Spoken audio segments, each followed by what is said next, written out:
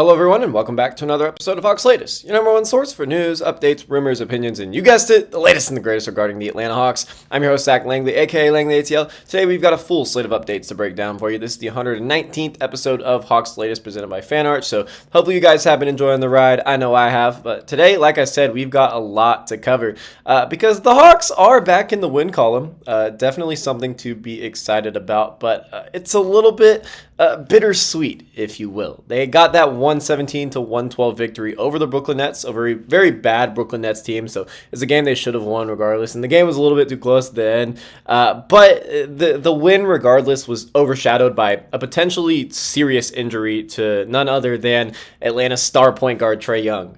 Not good, not ideal. It's the kind of night that, leaves Hawks fans a little bit torn. I know I was definitely torn watching it because, while you get excited over your team that was 1-3, finally getting back in the win column, and it was a bit of an exciting game. I mean, they kind of struggled in the fourth quarter, but they got it together and they got the win. So that's all exciting. But when your star point guard goes down, the leader of the team, the person who is the longest tenured person on the team, the player that the whole team is built around, you kind of can't watch it with 100% focus. You're always in the back of your mind. You're like, what if this is serious? We have all of the details about that today, so we're gonna break all of that down. Atlanta finally snapped their early season struggles with a strong team performance. Like I said, there were some struggles, but they did kind of get a lot of it together. On the other hand, the sight of Trae clutching his knee, after a very awkward collision left everyone kind of holding their breath. So we'll go over how the Hawks managed to hold off the winless Nets, analyze the latest on Trae Young's injury. He's actually getting an MRI today. By the time this video is out, I don't think there will be any news. I'm actually recording this, right after the game happened. So it is still, Wednesday, October 9th for me. October 29th for me. So when y'all see this, maybe there's already some news out, and then, this whole video might just be something that isn't, new news, but hopefully it will be. I think this is going to be something that takes a little bit longer to determine, and then we're going to explore what everything regarding this, surrounding this means for the team moving forward, and also end with a look at another injury. College Park Skyhawks guard Lamont Butler suffered a very brutal injury that's going to sideline him for quite some time, so we're going to break down that. He was, if y'all don't remember him, he was with the Hawks in the preseason. He was also with the Summer League team. He played at Kentucky last year. He's a guy we've talked about this channel several times, but he's going to be sidelined for a while, so we'll give the specifics on that injury. But without further ado, let's go ahead and jump right into it, and we'll kind of skim past Trae's injury for a second, and we're going to break down what happened in this Hawks Nets game where the Hawks actually won. They came into Wednesday night's matchup at 1-3. Definitely not the start to the season that a lot of fans had hoped for. I know I was certainly hoping for a better start, but I had always said with the schedule, with the very early season, the tough matchups that the league just blessed us with, that it was never going to be a super pretty start. I didn't expect to start 1-3, but nonetheless, they were looking to find their footing against a Brooklyn Nets team, desperate for their first win. They were 0-4 going into last night's game. They ended up, after the game, when they lost, they are now 0-5. The roster is very interesting. They've got two guys on there that are there to literally just shot chuck and don't provide much else in Cam Thomas and Michael Porter Jr. The rest of that roster is pretty awkward. They drafted 5 players in the first round, and you can argue that all 5 of those guys probably went a little higher than they should have. It's still a little bit of a promising rookie class, but still, I think the Nets botched that, and that's a topic for another day because obviously the early season struggles don't determine what a rookie is going to become. A Hawks fan should know that good and well with a guy like Trae Young or even just some of these other guys in the NBA. But yeah, things didn't really start well for the Hawks. Actually, not at all. The first few minutes were very, very hard to watch. And honestly, I wasn't fully attentive to that first part because, I was dealing with something else, but also, the lead was building for the Brooklyn Nets. And I was like, I'm not going to tune in right now. I've rewatched it and everything by the time I'm recording this video. I want to give you all the best analysis I can. But yeah. Very ugly start. The Nets got up to a 12-0 lead to start the game. What is that? That's 2 touchdowns and 2 failed extra points. But legit, very bad start. Nothing was connecting. I think honestly it was more of the Nets just catching fire. Atlanta didn't really have an answer for them defensively in the beginning. And this didn't last for long though. Ever since that first initial run by the Brooklyn Nets, if we disregard what happened in like the final few minutes of the fourth quarter, I mean, it was all Hawks the rest of the way, and they were led by an energized Jalen Johnson, who looked great on the offensive end, and honestly, he would have probably had a 30 bomb if he didn't get into foul trouble in the fourth quarter. The second, why did I say the second year forward? The Jalen Johnson, I like in my head, I'm thinking Zachary Risachet. Sorry, it's a late night, with everything, the game, the Trae Young injury, a lot to cover. There's been a lot on my mind, so yeah, not Risachet, but Jalen Johnson, he delivered yet another statement performance. He had 23 points, and he added, just strong all-around play. He hasn't been amazing on the defensive end so far this season, so that's something to monitor, as the season progresses. But this isn't Jalen's not alone in this. A lot of the Hawks have been struggling defensively this season. Dyson Daniels hasn't been struggling defensively, but he has been pretty awful on the offensive end, so that kind of balances it out. Nickeil Alexander-Walker, Atlanta's newcomer, who actually has the highest three-point volume on the team right now. I know that's a little bit surprising. We didn't expect that going into the season, that Nickeil Alexander-Walker, a role player who was going to play, always going to play a large role off the bench, but he's never been a super high volume shooter. Yeah, he's averaging the most 3-point attempts per game on the Hawks right now. He chipped in with 18 points, continuing what has been a pretty strong start to the season for him. He's placed in a little bit of a different role, just with kind of the inconsistencies of the lineup. He's one of the few Hawks that have played in every single game so far this season. He's looked good, and yeah, he had another strong performance last night against the Nets with 18 points. And another notable development from last night's win is that Luke Kennard, the guy we brought in this offseason to be an absolute sharpshooter, who has had a very frustrating first few games where he's looked really hesitant to shoot the ball, and he hasn't really been effective on either end. He's been very frustrating, honestly, and I've gotten pretty mad, like just watching him and seeing that, we know how great he is from beyond the arc, but just not being able to let it fly, not really getting open, but also on the events where he would have a little bit of space, not even letting it fly out. It was very discouraging, but he let it fly in this past game against the Nets. He looked like Luke Kennard. He looked like the guy Atlanta spent $11 million on to bring in and impact this lineup. He went 4 of 5 from 3, finishing with 17 points. A real a statement game for Kennard to show that he's got it. He's just getting adjusted to this new role, and I can't blame him. It's a little bit awkward, coming in playing your first few games with a franchise when your role's changing every day because you've got players who can't stay on the court. But yeah, Kennard is back. He went 4 or 5 from 3. I would have really liked to see that with Trae Young facilitating to him. Who knows if Trae stayed in that entire game the way Kennard was shooting the ball with efficiency and also with confidence. Trae could have had so many assists. Luke Kennard could have probably finished with over 25 points. I'm not even exaggerating. The amount of open looks he was getting against the Nets when Trae only played a little bit of the first quarter, it was only going to get so much better if Young had stayed in the game. But nonetheless, Onyeka Okongwu continues a streak of awesome games. He's probably been the Hawks' most reliable, consistent player so far this season, on both ends of the floor. He added 12 points and 14 rebounds, just continuing what has been a great start to the season for him. That's a season high for him on the glass. The 14 rebounds. He's scored more points in previous games this season. But yeah, I kind of broke down in an article the other day. Actually, I think I talked about it in the last episode about how Onyeka can be a legitimate candidate for Sixth Man of the Year. Well, he's proving once again. He came off the bench in this game last night for Kristaps Porzingis, who also had a pretty good game, but he actually fouled out in the fourth quarter with a few minutes left. That was definitely one of the reasons that Brooklyn kind of got closer into the game, because KP was making all the impact in the world. But yeah, Onyeka gave the Hawks a much-needed interior presence, and he continues to impress as a stretch big. And I like the offensive growth that we've seen from him in every single year of his career, but especially this year, he looks like the best version of himself. Jalen Johnson said post-game that, the team relies on Trae a lot, but, it's always next man up. And so, yeah, we're going to, before we get into the whole Trae thing, the Hawks showed resilience. They never trailed after taking a 20-19 lead midway through the first. Brooklyn made it interesting late, and here's where I was kind of alluding to earlier. Michael Porter Jr. scored a season-high 32 points. He was lighting it up. Trey's, high school, best friend. Him and Young have a lot of familiarity with each other. They played basketball together for several years before college. So, yeah, he lit up the Hawks, but that was really the only thing that was going too well for the Nets. I feel like the guys like Michael Porter Jr. just always have a great time against the Hawks. When that, shoot-first mentality always seems to torch us, no matter what, defensive identity a team has, because in the past several seasons we've seen several different defensive identities that with the franchise, but the Hawks defense tightened when it mattered. They held the Nets scoreless on their final several possessions, so they locked in and they got the win.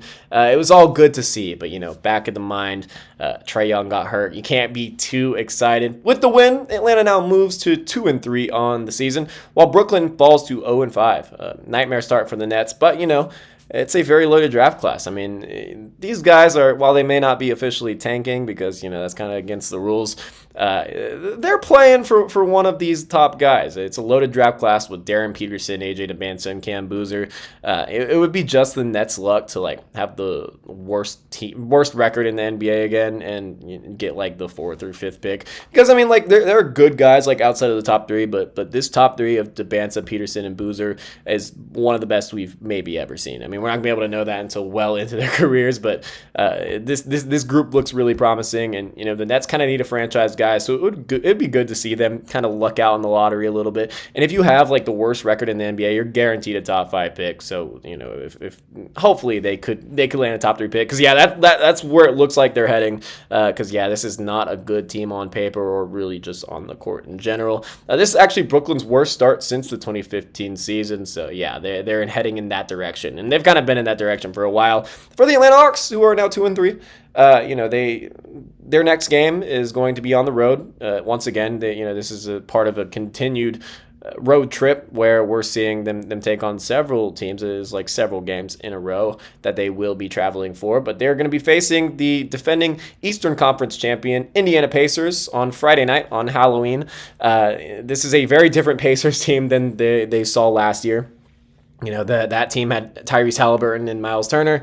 And Miles Turner, as we know, went to the Bucks this offseason, and Tyrese Halliburton tore his Achilles in Game 7 of the NBA Finals and, is missing this entire season. So very unfortunate for Indiana, who was just in the NBA Finals, and, I feel bad for their fans, but that game's outlook now depends heavily on one crucial variable: the health of Atlanta Hawks superstar guard Trae Young. This is a very interesting development. This is the most interesting thing we have, had to talk about so far this season. We gotta hope and pray that it is not what, some may think it is. It was a moment every Hawks fan feared, and it came just over 2 minutes before the end of the first quarter.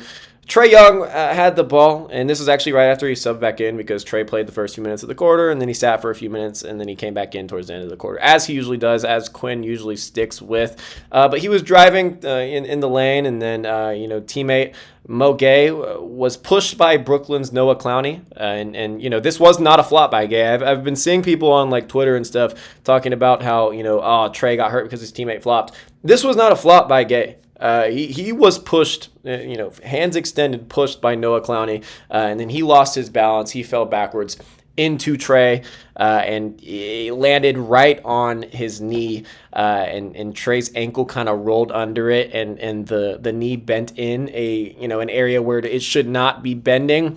Did not look good. Very scary upon injury. I was like, crap, this is going to cook the season. But, and considering how awkward the collision was, I mean, Gay's body hitting the side of Young's knee, one of the most vulnerable points on the body, especially for a player, an NBA player who is, running a lot and, putting a lot of emphasis, on their legs. Trae, upon contact and upon hitting the floor, he immediately grabbed his leg in pain, and he stayed down as, the crowd kind of fell silent, while this was the Nets crowd. I mean, you never, ever want to see a star player like that go down. Mo Gay also stayed on the floor for a while. I mean, because, it was a collision between the two of them, and Gay was also pushed.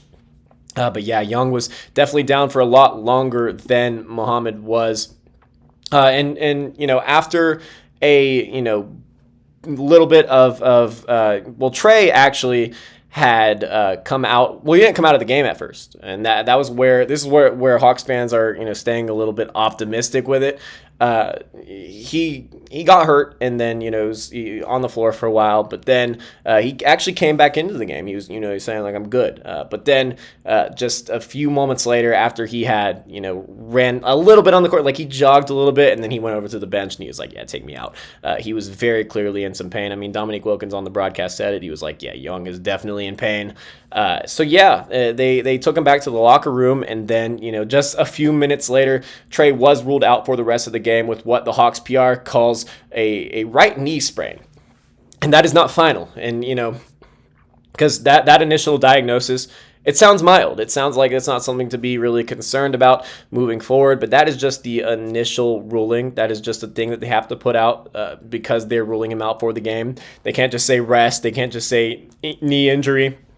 They have to put an exact ruling on that, so it could be a little bit more severe than that. Early updates like this are often intentionally vague for that reason. So the Hawks are going to need some imaging and further testing before any true timeline can be determined. It's going to be soon because, as I said, at the time of this recording, it is going to be tomorrow when he gets the MRI. And so when y'all are seeing this, he will be getting the MRI same day. So I don't know whether that's going to happen before this video is released or after the video is released. I would assume after this video is released because this can come out at like 11. But yeah, so definitely something to keep up with there. If Young were to miss an extended period of time, and we're going to, in the next segment, talk about a potential timeline for certain injuries that whatever Young is officially, diagnosed with, this is something that is going to hurt the Hawks big time, regardless, no matter how much time he misses, because the offensive system is built entirely around his ability to create. I mean, his standout offensive ability to create for others. Without him, Atlanta really lacks a true floor general. I mean, they lack someone that is going to lead the offense, and it's going to definitely hurt the on-court product. And then even when he comes back, it's going to be something where the chemistry is a little bit awkward, and they're going to have to start from square one, and it's not going to be fun to watch at all times. I mean, guys like Johnson and Kennard and Alexander Walker, I mean, they can all handle the ball in spurts. I mean, we've definitely seen the Hawks use Jalen Johnson as a bit more of a point forward this season. They've let him run some action at the top of the key.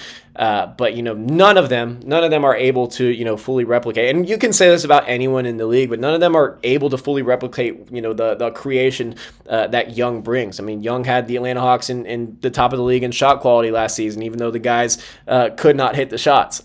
He had, in the past, like, I forgot what stat it was. It was like the past 6 seasons combined, the Hawks are the 5th best offense total in the NBA. If you were taking the past 6 seasons and look at some of these rosters that he's had around him, I mean, this is not something that just comes because there's talent around him. I mean, no disrespect to players that have been on Young's team before, but he is the generator of offense. He is the engine for a top 5 NBA offense over the last 6 seasons, just because of his ability to share the rock, to get his teammates involved. He doesn't get enough respect for that, and it's shocking. But yes, if he misses an extended period of time, the Hawks offense will struggle mightily. And it's worth noting that the team actually has an open roster spot, whether they use that or not. But down the line, after we get this, whatever Young's diagnosis is, it can become valuable because the front office may end up deciding to bring in a veteran point guard to help stabilize the rotation. And I get why they didn't this offseason. I get why they didn't get another traditional backup point guard. I like the philosophy of, we don't necessarily have to have a backup point guard when we have all these different ball handlers, and, Young's going to be playing a heavy amount of minutes. Like, I get that. I understand it. But this is why all offseason I was like, you need to at least just bring in like one in the case of an injury like this, in case Young or Young or even anyone on the team that sees the ball for a large amount of time. If any of them were if they happen to get hurt, Young, the replacement would be able to seamlessly go into the lineup and have that familiarity and be able to spend training camp with them and fit right into the lineup when needed. And it could hold Atlanta back if Young were to miss time. But for now, all eyes are on the MRI results. And, with that, we have a little bit of an update. Dr. Brian Sutterer, who is a well-known sports medicine doctor, and he is someone who analyzes player injuries in real time. Right after Young went down with the injury, he shared a YouTube video, which was an early assessment, of what Young's potential injury was after reviewing the footage. And so this is not an official statement. This is not something that, everything that I'm about to say, it's not something that, has been determined by the franchise. His MRI at the time of this recording has not been done. But according to Sutterer, the mechanism of the injury, contact from the outside of the knee, it applies what's known as a valgus force, and that's something that stretches the medial collateral ligament, or MCL, on the inside of the knee. So a lot of our eyes are on Young's MCL right now. He noted that Young's ankle also rolled forward on impact, and this is something that you can see if you watch it in slow motion. We're lucky if Trey also doesn't have an ankle sprain somewhere in there, because his ankle got rolled under the other players. I forgot whether it was Gay or Clowney, but his ankle really rolled, and it was the ankle sprain that really kind of saved his ankle there. It was the ankle brace that saved his ankle there. But yeah, and then after that, that's when the impact came to the knee. And then that's where they're looking at a potential MCL sprain. So that the ankle sprain can sometimes accompany that MCL sprain, so that's why they're really looking at it. But fortunately, though, he said the knee's buckling motion did not appear consistent with an ACL tear. And Tim Bontemps of ESPN had actually talked to Quinn Snyder after the game, and Quinn Snyder also ruled out an ACL tear. So I think we have a pretty confident, we can pretty much rule out an ACL tear. Which is great news, because this means that Young's injury is likely not season-ending.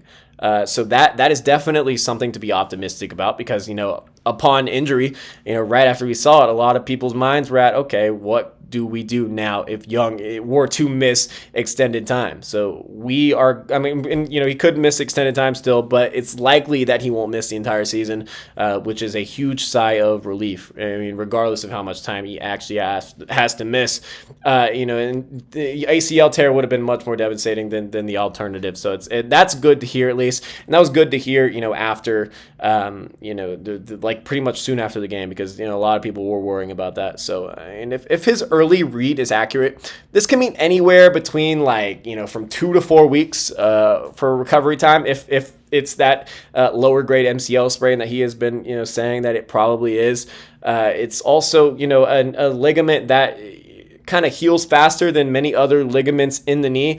So here's the thing: if it's an MCL sprain, this is not something that it's likely not something that's going to require surgery. That means just rest and rehab. That's why it could be, just 2 to 4 weeks, maybe even less time than that. You never know. Trey is usually someone who recovers quickly. He's a durable guy. I actually and maybe this injury is my fault, because I was tweeting that when Jalen and Kristaps and Zachary were all out of the lineup, I was like, shout out to Trey Young for always staying healthy. Then he goes and potentially, hurts his MCL in the next game. What is that timing? But there's always ACL has been ruled out by 2 credible sources by now. But there is always the chance that it could be worst case scenario and the ACL did tear. The outlook obviously changes drastically with that. That would be a season-ending injury, and the Hawks' hopes for a postseason push would vanish just a few games into the season. So hopefully all the reports regarding that are correct and there's no ACL tear. But we really won't know until the MRI is done, which at the time of the recording it is not. We should have the official results within 24 hours. So wish the best for Trey Young. We'll obviously keep you updated here on Hawks Latest. We're really pulling for him. I'm personally a big fan of Trey. I'm sure you guys all are too. And regardless of wins, losses, whatever else goes on, when Young is not on the floor, Hawks basketball is less fun to watch. He's been the franchise guy for 8 seasons now, and you definitely don't want to see him go down with an injury like that. So hopefully it's nothing serious. He can get back on the court in 2 weeks or so, maybe even earlier. Maybe it's something just not serious at all. Maybe it's literally just something that my screen is frozen right now. I'm not sure if you guys can still see me. Okay, there we go. I don't know. That was weird. But regardless, we will have the updates for y'all here on Hawks Latest when news breaks. So, and while the Hawks await Trey Young's results from the MRI, we got to stay on the injury front. And I'm sorry that this episode is completely like covered with injury news. But that's unfortunately what's going on with the Hawks right now. That's unfortunately what's been going on for years now, and especially in these past like 5 games, especially like the early part of the season, we've been dealing with a lot of injury talk. Unfortunately, I figured something. I thought it would be a little different now, just considering the new identity of the team. But nah. But this one isn't directly related to the Atlanta Hawks. I mean, it is in a way, but the organization as a whole suffered another blow this week. This time in the G League, it was with the College Park Skyhawks, and it's about Lamont Butler, who was the standout guard for the College Park Skyhawks. He announced himself on Instagram that he tore both his meniscus and ACL. So that's ending his G League season before it begins. And this is like, his first real like kind of NBA action. It's a heartbreaking setback for a player who is always battling uphill. I mean, he was someone that I personally was excited about, like just in terms of his future.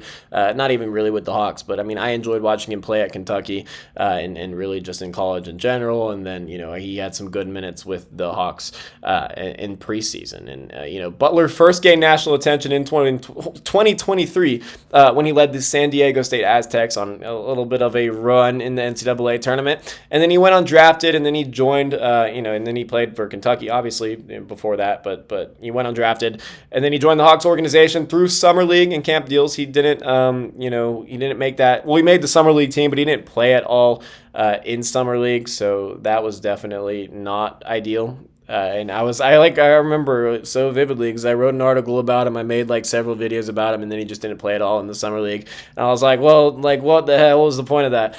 But he nonetheless, he eventually signed with College Park. The Hawks claimed his G League rights, and then they waived him. And just weeks ago, he actually suited up for the Hawks in a preseason matchup where he really impressed fans. A lot of people, no one really knew who he was. I did because I'm a little bit of a sicko. But he impressed. He dropped 15 points, 6 rebounds, and 5 assists in his lone professional appearance. And unfortunately for him, this is going to be his only professional appearance in his quote-unquote rookie season. But yeah, when Butler announced it on social media, I mean, that shows incredible maturity. I mean, announcing your own injury and remaining optimistic despite literally going to, you tore your meniscus and ACL. That's going to keep him sidelined for quite some time, maybe like well into like next season. So you just wish a guy like that the best. You never ever want to see that. I mean, this is your first NBA season. But if a guy like that is able to push through an injury like this, a setback like this, I mean, it means so much about him. And I am still looking forward to his future. This is something that he will be able to recover from. But all unfortunate timing. This is kind of like a gloomy episode, man. I mean, we just dealing with a lot of injuries, and I didn't think it'd be an episode like this, just considering that the Hawks won and we're 2-3 on the season. But it's hard to be super excited with all this going on. The Hawks got a much needed win against the Brooklyn Nets, improving to 2-3 on the season. But the question on everyone's mind tonight and also tomorrow morning when y'all will be seeing this video, how serious is Trae Young's knee injury? Let's hope and pray for the best. Until we know more, Atlanta's next step will depend on Jalen Johnson's continued growth. Hopefully we see a little bit better from him on the defensive end. I mean, Luke Kennard's shooting looked very much improved last game. That was a very significant development. That opens up a whole lot for Atlanta's offense. And, Quinn Snyder's ability to adapt the offense on the fly, and something that he certainly had to do when Young went down and he was ruled out for the rest of the game last night against the Brooklyn Nets. But for now, all we can do is hope and wait. So thank you guys for watching. That's going to do it for today's episode of Hawks Latest. If you enjoyed today's breakdown, be sure to like, subscribe, and hit that notification bell so you don't miss a single update here on the channel. We're going to be pumping out videos every single day, keeping you guys informed on the latest and the greatest regarding the Atlanta Hawks. But let me know, first of all, your thoughts on the win, and then also, leave your comment down below about Trae's injury. Let me know what y'all think. How serious do you guys think it is? Hopefully the news isn't released before this video comes out, because that would be a little bit embarrassing because we spent like the entire episode talking about it. But let me know your thoughts on that, and what you think the potential timeline is. And then also like your thoughts on Lamont Butler, rooting the best for the kid. But just leave all your thoughts down below in the comments. But once again, I'm Zach Langley, aka Langley ATL, and I will see you guys next time.